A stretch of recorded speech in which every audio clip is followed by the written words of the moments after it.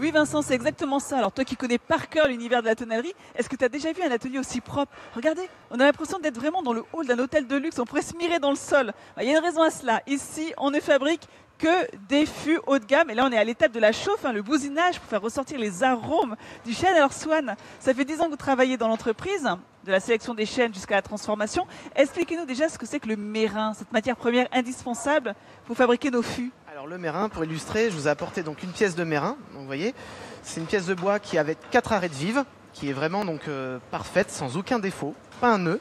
Et ce qu'on recherche vraiment, le propre du tonnelier, c'est qu'il recherche un arbre qui soit droit de fil. Ce qu'on appelle droit de fil, c'est que voilà, le fil du bois soit bien respecté, de manière à lui apporter une bonne résistance mécanique et une étanchéité quand on fera des barriques. C'est pour ça qu'on fend le mérin. D'ailleurs, c'est une spécialité de la maison depuis 1807. Exactement, voilà, c'est pour ça qu'on le fend, pour respecter ce caractère-là. Et ce qu'on recherche aussi beaucoup, c'est ce qui est présent dans le chêne sessile et le chêne pédonculé, c'est surtout des grains fins, ce qui va permettre une micro-oxygénation au moment de vieillissement de la barrique et le vin.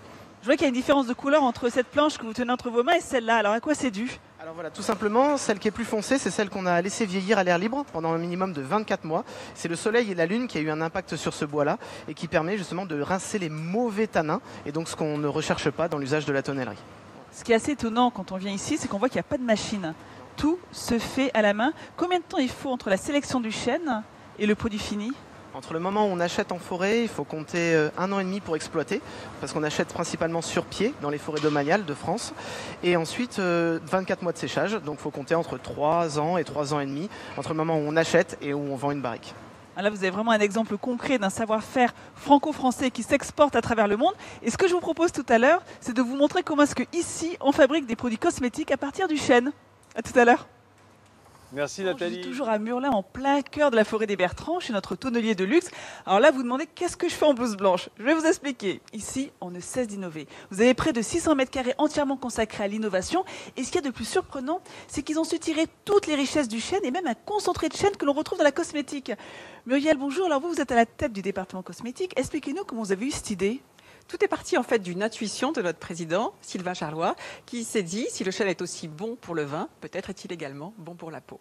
Du coup, ce qui vous plaît ici, c'est d'utiliser donc le chêne, la longévité du chêne. Alors, expliquez-nous un peu quels sont les ingrédients que l'on retrouve dans nos produits de beauté, dans nos produits de cosmétiques. Alors, notre extrait est composé tout d'abord de mérin, qui est récupéré sous forme de copeaux en méranderie, de feuilles, qui sont la seule partie de l'extrait prélevée sur arbre debout en forêt au printemps, sans pénaliser sa croissance puisqu'on prend uniquement les feuilles du bas de l'arbre, et puis de l'écorce, qui est une partie de l'arbre qui ne serait pas utilisée autrement.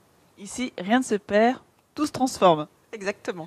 Alors, expliquez-nous un petit peu justement le processus de fabrication. Alors, ces 3 parties de l'arbre vont être finement broyées, nettoyées, et puis une première étape, c'est une étape de macération dans un véhicule à queue glycériné. Ensuite, se suit une étape de filtration pour obtenir cet extrait 100% végétal. Alors, je vais le sentir un petit peu. Vous le disiez sans conservateur, oui, ça sent bien on sent bien le côté boisé.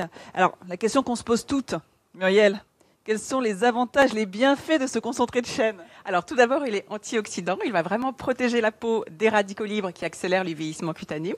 Et puis ensuite, il est raffermissant et anti-rides également. Donc, un vrai anti-âge global. Alors, vous avez quand même un produit fini, là, juste là, cette crème de soin.